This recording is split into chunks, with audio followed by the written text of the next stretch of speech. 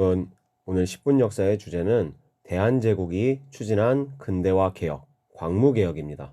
대한제국이 의욕적으로 행한 광무개혁은 다소간의 성과를 거두었지만 우리가 이미 알듯이 그 결과는 결국 이 조선이 대한제국이 일본의 식민지가 되는 것을 막지 못합니다. 과연 광무개혁은 어떤 개혁이고 이 개혁이 실패로 돌아가게 된 요인은 무엇일지 우리가 독립협회 수업할 때 배웠던 독립협회의 개혁 요구인 헌의 6조와 광무개혁을 서로 비교하면서 알아봅시다. 자, 그럼 시작하겠습니다. 자, 우리가 마지막으로 배웠던 건 이제 고종이 독립협회를 해산하는 그 과정이었습니다. 우리는 거기서부터 오늘 다시 시작할 수 있도록 하겠습니다. 독립협회를 해산한 고종은 1899년 새롭게 세워진 대한제국의 헌법에 해당하는 대한국국제, 즉 대한제국의 국가제도라는 문서를 반포하게 됩니다. 이 대한국국제에서 강조하는 이념은 바로 구본신참입니다.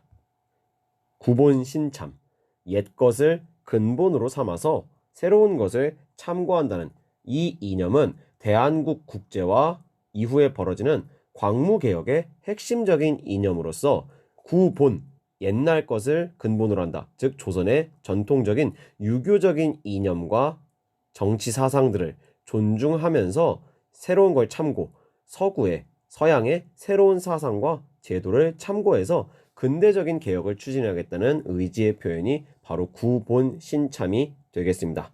옛 것을 그대로 근본으로 놔두고 새로운 것을 참고한다. 급한 개혁이 아니라 점진적인 개혁을 하겠다는 표현이 바로 이 구본신참이 되겠습니다.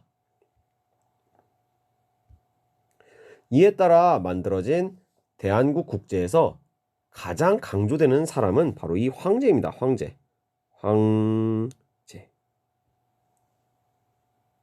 대한제국의 정치는 영원히 황제 혼자 다스리는 전제 정치라고 못 받고 있으며 또한 이 대한국국제에서 황제의 권력은 무한하다고, 아예 군주의 권력은 무한하다고 정확하게 글로 박아 놓습니다. 또한 이후 입법권, 사법권, 행정권, 그 다음에 외교권, 그 다음에 여기에 보이진 않지만 군 통수권도 황제가 모두 가져가게 됩니다.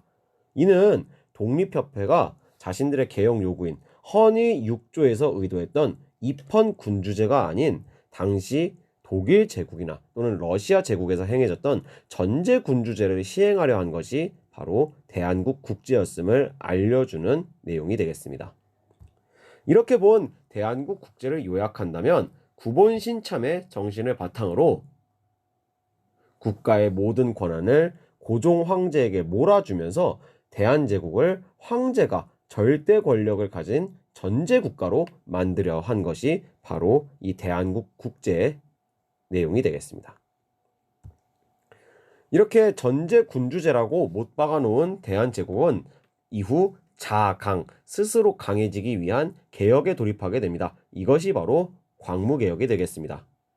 이 광무개혁에서 우선 대한제국은 국가를 지켜내기 위해 군사제도부터 개혁을 합니다. 이 새로운 군사제도의 핵심에는 바로 이 원수부가 있습니다. 이 원수부는 황제를 호위하는 호위대, 그리고 중앙군인 친위대, 시위대와 지방군인 진위대, 그 다음에 장교들을 양성할 무관학교를 모두 통솔하는 대한제국의 최고 군 통수권 기관이 이 원수부가 되겠습니다. 이 원수부는 다름 아닌 황제 직속의 기관으로서 황제가 직접 원수부의 우두머리인 대원수가 되면서 대한제국의 모든 군 통수권을 황제 한 손에 쥐어주는 것이 대한제국 군사제도 개혁의 핵심이 되겠습니다. 이를 통해서 군사권을 가지고 황제의 권력을 강화하려는 의도가 이 군사제도 개혁에 반영되어 있습니다. 특히 이때 고종은 많은 돈을 들여서 군사력 증강에 힘을 쓰면서 대한제국군의 규모는 빠르게 확대되고 이 대한제국군을 바탕으로 한 황제의 권력은 점점 더 강화되는 모습을 보입니다. 또한 광무개혁에서 가장 힘을 썼던 내용은 바로 자강, 스스로 강해지기 위해 산업을 진흥시키는 식산흥업 정책이 있겠습니다. 고종은 이러한 식산흥업 정책을 의욕적으로 추진하기 위해 직접 황실 재정기구인, 황제의 돈을 사용하는 기구인 국내부에 돈을 써가면서 이 산업 발전에 후원을 아끼지 않았고, 이에 국내부를 중심으로 다양한 근대적인 회사와 공장들이 대한제국에 설립됩니다. 대표적으로 1898년 미국과 함께 힘을 합쳐서 서울 시내의 전차 및 전등 부설 사업을 수행하는 한성전기회사가 이때 설립이 되었고, 1899년 동대문에 동대문 발전소가 만들어집니다. 그리고 1900년에는 대한제국 인공양잠 회사가 세워지는데, 여기에 보면 우리나라에도 양잠을 하는 집이 있기는 하지만 기술이 그렇게 뛰어나지를 못해서, 기술이 별로 없어서 큰 이익을 얻지 못했다. 그래서 요번에 우리나라 사람들이, 외국에서 유학한 사람들이 돌아와서 1년에 8차례, 9차례 누에에서 실을 뽑는 기술을 배워갖고 졸업을 했다. 우리들이 이번에 이 대한제국 돌아와서 회사를 조직하고 땅과 뽕나무를 사려고 돈을 모으고 있으니까, 이 사업에 동참할 뜻이 있는 사람들은 남촌 창동 쪽에 있는 회사의 사무소에 찾아와가지고 돈 내고 우리가 같이 투자해서 이익 벌어서 같이 나누자.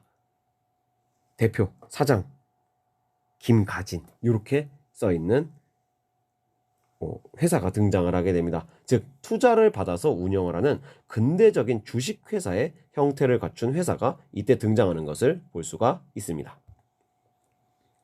또한 1901년 화폐조례라는 법령을 발표해서 은본위제를 벗어나 금본위제로 화폐 제도를 개혁하려는 움직임을 보이게 됩니다. 이러한 화폐 발행 등을 담당할 대한제국의 중앙은행 설립 또한 추진을 이때 하게 됩니다. 하지만 이 개혁은 대한제국의 재정이 모자랐고, 결정적으로 중앙은행에 돈을 만들기 위한 차관 도입에 실패하면서 결국 추진으로 끝나게 됩니다.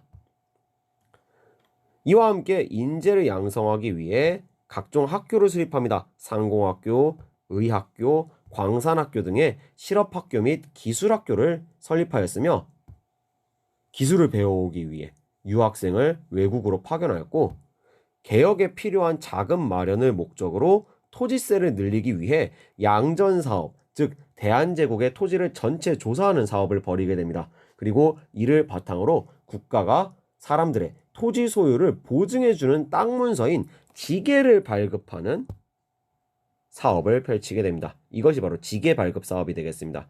비록 이 지계 발급 사업은 완료하지 못하고 도중에 일본의 방해로 끝을 맺게 됩니다만, 이 지계 발급 사업은 우리 역사상 최초로 토지의 소유권을 국가가 보장해주는 근대적인 토지 소유권을 확립하려는 첫 번째 시도였던 것에 의의가 있습니다. 이러한 다양한 변화를 바탕으로 대한제국의 수도인 한성은 빠르게 근대 도시로 탈바꿈하게 됩니다. 경운궁, 즉 지금의 덕수궁과 그 앞에 대한문을 중심으로 원형 도로가 정비되었으며, 그 주위를 둘러싼 동네인 정동과 소공동에 근대 시설과 건물들이 하나하나 들어서게 됩니다. 이를 통해 서울 시내의 길도 정비되면서 동대문 앞은 이런 모습에서 이렇게 바뀌었고, 서대문에서 청량리까지 운행하는 전차가 서울 시내를 관통하여 개통됩니다. 그리고 거리에 전등불이 켜지기 시작합니다.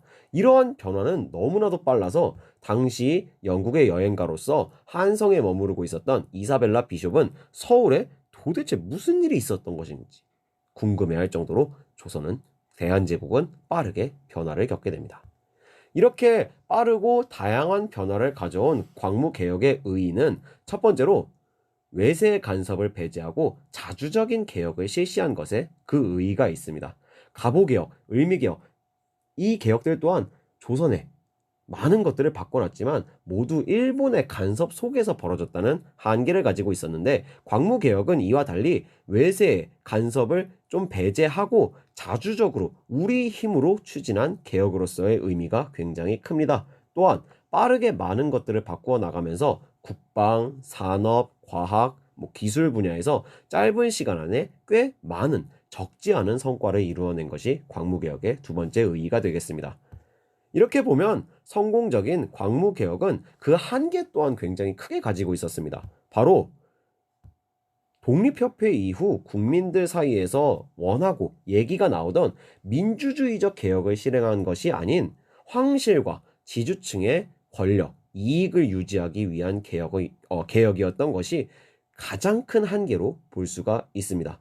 특히 고종은 이 개혁을 통해서 대한제국의 시계를 거꾸로 감으려 하였고, 광무개혁에서 정치제도에 대한 개혁이 거의 없었던 것이, 소홀했던 것이 바로 그 증거라고 볼 수가 있습니다. 결국 이 개혁은 국가 전체를 잘 살고 민중을 전부 다 잘 살게 하는 개혁이 아니라 황제의 전제 권력을 강화하기 위한 개혁으로서의 한계가 존재한다고 볼 수가 있습니다. 그래서 민중들의 권리, 민권을 보장하는 개혁에 굉장히 소홀했고, 여기에 관료들의 부정부패와 재정 부족 때문에 초기에 꽤 많이 거두었던 성과를 길게 이어나가지 못하면서 광무개혁은 대한제국의 역사를 바꾸는데 실패한 개혁으로서 우리에게 기억되고 있습니다. 이 파트의 중요 포인트는 다음과 같습니다. 여러분들 한번 확인하시면서 오늘 수업은 여기서 끝! 안녕!